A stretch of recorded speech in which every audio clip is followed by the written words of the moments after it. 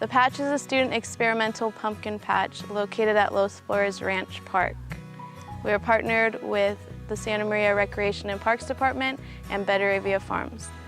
The Patch team found it important to develop a program that high school students could participate in for no cost that allows them to get hands-on experience. The Patch helped me in my future aspirations to become an ag salesperson by showing me the inner workings of the industry and showing me how all these factors like weather and the ground, how affect certain crops. Not all of our students have a desire to work in the agricultural field, but the Patch provides them with commitment, leadership, and teamwork experience that will help benefit them no matter the path they choose to take. At the Patch, there are 3 forms of student involvement. We offer outreach, work days, and student board.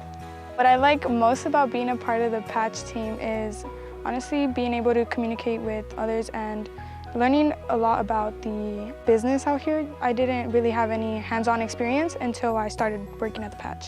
It has community service hours and it allows you to earn scholarships as you gain those hours.